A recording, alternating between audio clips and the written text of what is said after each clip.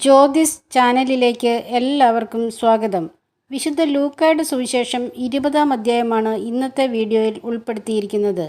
യേശുവിൻ്റെ അധികാരം എന്ന ശീർഷകത്തോടു കൂടി തുടങ്ങുന്ന ഈ അധ്യായത്തിൽ 47 വാക്യങ്ങളാണ് ഉള്ളത്. ചോദ്യം 1. യേശു ദേവാലയത്തിൽ ജനങ്ങളെ പഠിപ്പിക്കുകയും സുവിശേഷം പ്രസംഗിക്കുകയും ചെയ്തുകൊണ്ടിരിക്കുമ്പോൾ യേശുവിൻ്റെ അടുത്ത് വന്നതാര്? ഉത്തരം: പുരോഹിത പ്രമുഖന്മാരും നിയമജ്ഞരും ജനപ്രമാണികളും. ചോദ്യം 2. യേശു ദേവാലയത്തിൽ ജനങ്ങളെ പഠിപ്പിക്കുകയും സുവിശേഷം പ്രസംഗിക്കുകയും ചെയ്തുകൊണ്ടിരിക്കുമ്പോൾ പുരോഹിത പ്രമുഖന്മാരും നിയമജ്ഞരും ജനപ്രമാണികളോട് കൂടെ വന്ന് അവനോട് ചോദിച്ചതെന്ത്? ഉത്തരം: എന്തധികാരത്തിലാണ് നീ ഇതൊക്കെ ചെയ്യുന്നത്? അഥവാ ഈ അധികാരം നിനക്ക് നൽകിയത് ആരാണെന്ന് അവരോട് പറയുക എന്ന്. ചോദ്യം 3. എന്ത് സ്വർഗത്തിൽ നിന്നോ ഭൂമിയിൽ നിന്നോ എന്നാണ് യേശു പുരോഹിത പ്രമുഖന്മാരോടും നിയമജ്ഞരോടും ജനപ്രമാണികളോടും ചോദിച്ചത്? ഉത്തരം: യോഹന്നാൻ്റെ ജ്ഞാനസ്നാനം. ചോദ്യം 4. യോഹന്നാൻ്റെ ജ്ഞാനസ്നാനം സ്വർഗത്തിൽ നിന്ന് എന്ന് പറഞ്ഞാൽ യേശു എന്തു ചോദിക്കുമെന്നാണ് പുരോഹിത പ്രമുഖന്മാരും നിയമജ്ഞരും ജനപ്രമാണികളും ആലോചിച്ചത്? ഉത്തരം: എന്തുകൊണ്ട് യോഹന്നാനെ വിശ്വസിച്ചില്ല എന്ന് യേശു ചോദിക്കുമെന്ന്. ചോദ്യം 5. യോഹന്നാൻ്റെ ജ്ഞാനസ്നാനം മനുഷ്യരിൽ നിന്ന് എന്ന് പറഞ്ഞാൽ പുരോഹിത പ്രമുഖന്മാരെയും നിയമജ്ഞരെയും ജനപ്രമാണികളെയും ജനങ്ങൾ കല്ലെറിയും. എന്തുകൊണ്ട്? ഉത്തരം: യോഹന്നാൻ ഒരു പ്രവാചകനാണെന്ന് ജനം വിശ്വസിച്ചിരുന്നതുകൊണ്ട്. ചോദ്യം 6. യോഹന്നാൻ്റെ ജ്ഞാനസ്നാനം എവിടെ നിന്ന് എന്ന് ഞങ്ങൾക്ക് അറിഞ്ഞുകൂടാ എന്ന് പുരോഹിത പ്രമുഖന്മാരും നിയമജ്ഞരും ജനപ്രമാണികളും പറഞ്ഞപ്പോൾ യേശു പറഞ്ഞതെന്ത്? ഉത്തരം: എന്തധികാരത്താലാണ് താൻ ഇത് ചെയ്യുന്നതെന്ന് ഞാനും നിങ്ങളോട് പറയുന്നില്ല എന്ന്. ചോദ്യം 7. യേശു മുന്തിരിത്തോട്ടത്തിൻ്റെയും കൃഷിക്കാരുടെയും ഉപമ പറഞ്ഞത് ആരോട്? ഉത്തരം: ജനങ്ങളോട്. ചോദ്യം 8. മുന്തിരിത്തോട്ടം നട്ടുപിടിപ്പിച്ച മനുഷ്യൻ അത് ആരെ ഏൽപ്പിച്ചിട്ടാണ് ദീർഘനാളത്തേക്ക് അവിടെ നിന്ന് പോയത്? ഉത്തരം: കൃഷിക്കാരെ. ചോദ്യം 9. സമയമായപ്പോൾ മുന്തിരിത്തോട്ടം നട്ടുപിടിപ്പിച്ച മനുഷ്യൻ ഒരു ഭൃത്യനെ കൃഷിക്കാരുടെ അടുത്തേക്ക് അയച്ചതെന്തിന്? ഉത്തരം: മുന്തിരിപ്പഴങ്ങളിൽ നിന്ന് ഓഹരി ലഭിക്കേണ്ടതിന്. ചോദ്യം 10. മുന്തിരിത്തോട്ടം നട്ടുപിടിപ്പിച്ച മനുഷ്യൻ അയച്ച ഭൃത്യനെ കൃഷിക്കാർ ചെയ്തത് എന്ത്? ഉത്തരം: അടിക്കുകയും വെറും കൈയോടെ തിരിച്ചയക്കുകയും ചെയ്തു. ചോദ്യം 11. മുന്തിരിത്തോട്ടം നട്ടുപിടിപ്പിച്ച മനുഷ്യൻ മറ്റൊരു ഭൃത്യനെ അയച്ചപ്പോൾ കൃഷിക്കാർ എന്തു ചെയ്തു? ഉത്തരം: ഭൃത്യനെ അടിക്കുകയും അപമാനിക്കുകയും വെറും കൈയോടെ തിരിച്ചയക്കുകയും ചെയ്തു. ചോദ്യം 12. മൂന്നാമതൊരുവനെ മുന്തിരിത്തോട്ടം നട്ടുപിടിപ്പിച്ച മനുഷ്യൻ അയച്ചപ്പോൾ കൃഷിക്കാർ ചെയ്തതെന്ത്? ഉത്തരം: പരിക്കേൽപ്പിക്കുകയും പുറത്തേക്കെറിയുകയും ചെയ്തു. ചോദ്യം 13. 3 ഭൃത്യന്മാരെയും കൃഷിക്കാർ തിരസ്കരിച്ചതിനാൽ താൻ എന്തു ചെയ്യും എന്നാണ് തോട്ടത്തിൻ്റെ ഉടമസ്ഥൻ പറഞ്ഞത്? ഉത്തരം: തൻ്റെ പ്രിയപുത്രനെ അയക്കും, അവനെ അവർ മാനിച്ചേക്കും എന്ന്. ചോദ്യം 14. തോട്ടത്തിൻ്റെ ഉടമസ്ഥൻ്റെ പുത്രനെ കണ്ടപ്പോൾ കൃഷിക്കാർ പരസ്പരം പറഞ്ഞതെന്ത്? ഉത്തരം: ഇവനാണ് അവകാശി, ഇവനെ നമുക്ക് കൊന്നുകളയാം, അപ്പോൾ അവകാശം നമ്മുടേതാകും എന്ന്. ചോദ്യം 15. തോട്ടത്തിൻ്റെ ഉടമസ്ഥൻ്റെ പുത്രനെ കൃഷിക്കാർ എപ്രകാരമാണ് കൊന്നുകളഞ്ഞത്? ഉത്തരം: മുന്തിരിത്തോട്ടത്തിന് വെളിയിലേക്കെറിഞ്ഞ്. ചോദ്യം 16. തൻ്റെ പുത്രനെ കൊന്നുകളഞ്ഞ കൃഷിക്കാരെ തോട്ടത്തിൻ്റെ ഉടമസ്ഥൻ വന്ന് എന്തു ചെയ്യും? ഉത്തരം: നശിപ്പിക്കുകയും മുന്തിരിത്തോട്ടം മറ്റാളുകളെ ഏൽപ്പിക്കുകയും ചെയ്യും. ചോദ്യം 17. പണിക്കാർ ഉപേക്ഷിച്ച് കളഞ്ഞ കല്ല് എന്തായി തീർന്നു എന്നാണ് എഴുതപ്പെട്ടിരിക്കുന്നത്? ഉത്തരം: മൂലക്കല്ല്. ചോദ്യം 18. തങ്ങൾക്കെതിരായിട്ടാണ് മുന്തിരിത്തോട്ടത്തിൻ്റെയും കൃഷിക്കാരുടെയും ഉപമ പറഞ്ഞതെന്ന് മനസ്സിലാക്കി യേശുവിനെ കയ്യേറ്റം ചെയ്യാൻ ശ്രമിച്ചതാര്? ഉത്തരം: നിയമജ്ഞരും പ്രധാന പുരോഹിതന്മാരും. ചോദ്യം 19. നിയമജ്ഞരും പ്രധാന പുരോഹിതന്മാരും എന്ത് എന്ന് ഭാവിക്കുന്ന ചാരന്മാരെയാണ് യേശുവിൻ്റെ അടുത്തേക്ക് അയച്ചത്? ഉത്തരം: നീതിമാന്മാരെന്ന് ഭാവിക്കുന്ന ചാരന്മാരെ. ചോദ്യം 20. നിയമജ്ഞരും പ്രധാന പുരോഹിതന്മാരും നീതിമാന്മാരെന്ന് ഭാവിക്കുന്ന ചാരന്മാരെ യേശുവിൻ്റെ അടുത്തേക്ക് അയച്ചതെന്തിന്?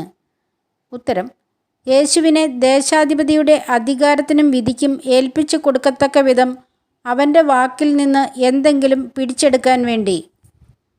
ചോദ്യം 21. പൂരിപ്പിക്കുക.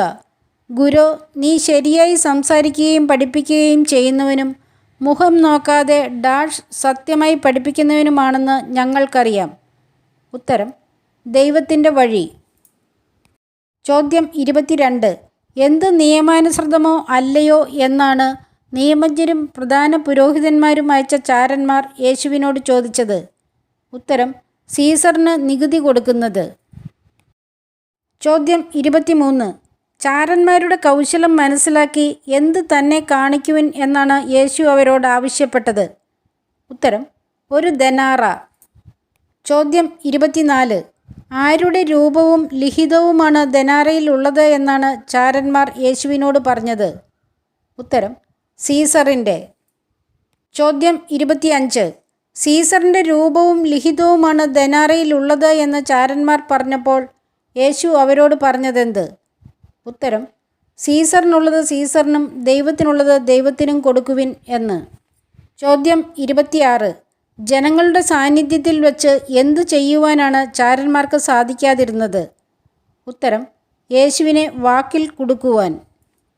ചോദ്യം 27. പുനരുത്ഥാനം നിഷേധിച്ചിരുന്നവർ ആര്? ഉത്തരം: സദുക്കായർ. ചോദ്യം 28.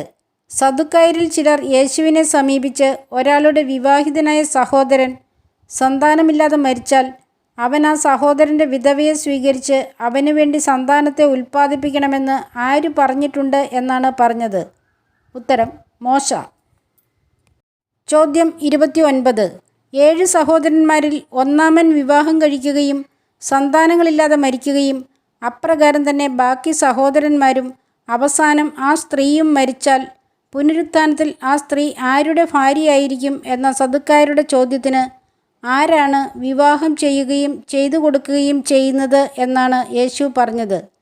ഉത്തരം: ഈ യുഗത്തിൻ്റെ മക്കൾ. ചോദ്യം 30.